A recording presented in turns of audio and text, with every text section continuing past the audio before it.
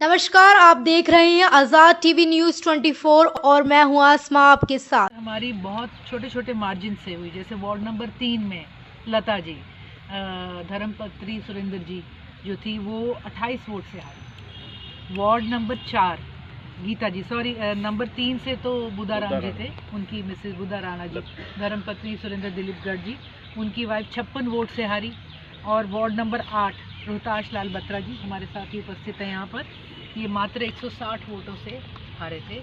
तो मैं समझती हूँ कि जो भी कारण कमी के रहे, कहीं ना कहीं उसके अंदर अगर हम बहुत निष्पक्षता से बात करें तो कुछ हमारी अपनी भी कमियां रही होंगी, टीम की भी कमियां रही होंगी। एक ऊपर से नीचे तक भाजपा सर से विश्वास सा उठ गया है। आज भी सवाल उठ रहे हैं कि कैसे हो सकता है कि एक दिन पहले चुनाव से फेसबुक पे लिख दिया जाता है कि इस कैंडिडेट को भाजपा के 1900 वोट पड़ेगी और अगले दिन मशीन खुलती है तो उन्हें 1899 वोट मिले हुए। एक वार्ड में बोल दिया जाता है कि हमारे कैंडिडेट को यहाँ से 500 वोट मिलेगी और अगले दिन उस कैंडिडेट को 500 ही होते हैं। और इस तरह से अनेकों वार्ड का ऐसा मामला आया। तो हम यही कर रहे हैं कि जहाँ जहाँ ये बातें चली हैं ग्रुप्स के अंदर, हम उन्हें इकट्ठा करके एक बार इस पर कोई रिप्रेजेंटेशन, चर्चा और एक समीक्षा ज़रूर करेंगे। इस बात के अंदर लोगों का थोड़ा सा ईवीएम से और चुनाव की प्रणाली से शायद जो वोटर विपक्ष को या विकल्प को वोट कर सकता था वो वोटर टर्नआउट में आया नहीं। भाजपा के पास एक बहुत ये कहते हुए हमें बहुत खुशी है कि हमारी चेयरमैन कैंडिडेट को पोल्ड वोट शेयर में से लगभग 34%, 34.17% वोट शेयर मिला, जो हम समझते हैं कि बहुत ही सम्मानजनक और उत्साहजनक है। हमारे कैंडिडेट्स को पूरे पोल्ड वोट्स के अंदर तकरीबन 31.5% के करीब पोल्ड वोट्स मिले, जो कि हम समझते हैं अगेन कहीं ना कहीं दिखाता है कि विपक्ष के रूप में हम और हमारी टीम लोगों का भरोसा जीतने में सक्षम रहे। आज हम प्रेस के माध्यम से सभी अम्बाला वासियों का इस चुनाव के लिए धन्यवाद करते हैं। हम जनता का मत और जो उनका फैसला है उसे स्वीकारते हैं और न केवल अपने जीते हुए कैंडिडेट्स को बल्कि विपक्ष के भी सभी जीते हुए कैंडिडेट्स को हम शुभकामनाएं देते हैं। हम उम्मीद करेंगे कि आगे चलते हुए अगले आने वाले 5 साल के अंदर ये सभी कैंडिडेट्स, चाहे वो हमारे हों चाहे किसी भी पार्टी के हों, एक निष्पक्षता के साथ लोगों के नुमाइंदे, लोगों के और इलाके के कैंडिडेट्स बनकर अपने इलाके को आगे ले जाने का काम करेंगे। मैं साथ ही में बहुत ही शुभकामनाएं देना चाहूँगी हमारे उन सब कैंडिडेट्स को जो इस चुनाव में लड़े। ये एक ऐसा चुनाव था जो किसी भी हालात में आसान नहीं था। आज हम यही कहेंगे, जो भी आज भाजपा के खिलाफ विपक्ष के तौर पे या एक विकल्प के तौर पे मैदान में उतरा, तो उनका चुनाव आज इन मुद्दों पे नहीं हुआ कि बेहतर कैंडिडेट कौन है। शायद इस मुद्दे पर भी नहीं हुआ कि किसने पिछले 5 साल या 10 साल लोगों में अपने रिश्ते निभाए हैं। इस चुनाव में सबसे बड़ा सवाल सबके आगे यही था कि जो सरकार है ऊपर से लेकर नीचे तक 5 साल एक भाजपा की सरकार है। ऐसे बड़े सवाल, इतने बड़ी चुनौती के आगे मैदान में उतरना भी मैं समझती हूँ काबिले दाद है। इसके लिए मैं सभी साथियों को, उनकी टीमों को, उनके परिवारों को तहे दिल से सराहती हूँ। और मैं यही कहूँगी कि ये दिखाता है कि हिंदुस्तान में लोकतंत्र और लोकतंत्र में विश्वास आज ना केवल हमारे कैंडिडेट्स में बल्कि जनता में भी जिंदा है। मैं अपने साथियों का आभार व्यक्त करते हुए यही उम्मीद रखती हूँ कि आने वाले टाइम पर वो अपने इलाके की नुमाइंदगी और अपने इलाके के पक्ष में हमेशा मैदान में रहेंगे। और इसी के साथ आज की प्रेस कॉन्फ्रेंस के मुख्य मुद्दों पे हम चर्चा करते हुए ये बहुत बड़ा सवाल पूरे प्रदेश के आगे रहा कि इस चुनाव में पोल परसेंटेज बहुत कम रही।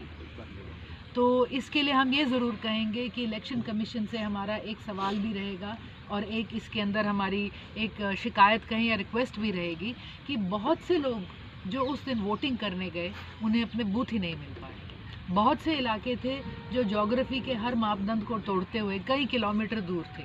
तो कम से कम 10 से 12% ऐसा वोटर था, अम्बाला अकेले में, हरियाणा में भी इसका एक आंकड़ा निकाला जा सकता है, जो अपने बूथ तक पहुँचने में सक्षम ही नहीं था।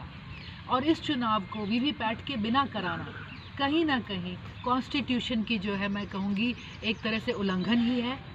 चाहे कोई भी मत हो, कोई सा भी मतदान हो, लोगों को ये जानने का हक है और इलेक्शन कमीशन की जिम्मेवारी है कि वो लोगों को साफ साफ बताएं कि उनका वक्त, उनका जो मत है वो कहाँ जा रहा है और लोगों को भरोसा हो। बहुत से इश्यूज रहे थे। अम्बाला कैंट के अंदर सारी मशीनों को दोबारा से चेंज करा गया था चुनाव से पहले ही, क्योंकि पता चला तो उस वक्त नोटा का बटन ठीक से काम नहीं कर रहा था। और आज भी कई सवाल आई एम श्योर आगे आते रहेंगे, लेकिन एक बार फिर अम्बाला की जनता का धन्यवाद। अम्बाला को उनकी नई मेयर, उनका नया पार्षद और सदन जो एक तरह से है वो मुबारक हो, और उम्मीद है सब इकट्ठे होकर एक बहुत ही खूबसूरत तरीके से अम्बाला की मूलभूत जो ढांचे की सुविधाएं हैं, गली मोहल्ले, लाइट, नाली की जो प्रॉब्लम है, इन सब चीज़ों पर काम करेंगे। और जो हम 10 साल से एक अधर में लटका हुआ अम्बाला का एक टूटा फूटा स्वरूप देख रहे हैं, इसे सब मिलकर आगे ठीक भी करेंगे। तो एक बार फिर आप सब प्रेस मेंबरान का धन्यवाद, सभी कैंडिडेट्स को शुभकामनाएं और मुबारकें। मैं बताना भी चाहूँगी, हमारे जो कैंडिडेट्स जीते उसमें वार्ड नंबर 1 से हमारे भाई रंजीत कुमार सोनू गुजर जी थे, जो अभी यहाँ नहीं पहुँच पाए हैं। वार्ड नंबर 6 से संदीप शर्मा दीपी पंडित जी हमारे बीच में आज उपस्थित हैं। वार्ड नंबर 11 से नीलम कश्यप जी हैं, और वार्ड नंबर 25 से राहुल सोनकर जी हैं। हमारी जो मेयर प्रत्याशी हैं वो अपना थीसिस का पेपर सबमिट करने चंडीगढ़ गई हुई हैं, वो भी इस पीसी में हमारे साथ उपस्थित नहीं हो सकते थे। हमारे जो 30 वार्ड्स थे, उन 30 वार्ड्स और एक चेयरमैन कैंडिडेट अगर मिलाया जाए तो हमारे 31 कैंडिडेट्स में से 30 कैंडिडेट्स पहली बार चुनाव लड़ रहे थे। हमें इस बात की बहुत खुशी है। हमारे कैंडिडेट्स, मैं कहूँगी, सबसे युवा भी थे, पढ़े लिखे भी हमारे कैंडिडेट्स मैदान में आए हैं। हर सामाजिक वर्ग से हमारे कैंडिडेट्स मैदान में आए। हमें ये भी कहने में बहुत खुशी है कि हमारी ज़्यादा महिला कैंडिडेट्स मैदान में थी, 14 के करीब, और 4 महिला पार्षद ऐसे वार्ड्स में उतरी जहाँ पर जनरल वार्ड था, महिला रिजर्व भी नहीं था। तो ये टर्नआउट, ये जोश देख के हम भी बहुत उत्साहित हैं, आभारी हैं, और एक बार फिर होली की शुभकामनाएं देते हुए हम यही उम्मीद करेंगे कि अगले 5 साल चुने हुए नुमाइंदे अपना काम करें और बतौर विपक्ष हम भी अपना काम सुचारू रूप से करें। धन्यवाद। ऐसी और अधिक खबरें देखने के लिए बने रहिए आपके अपने चैनल आज़ाद टीवी न्यूज़ 24।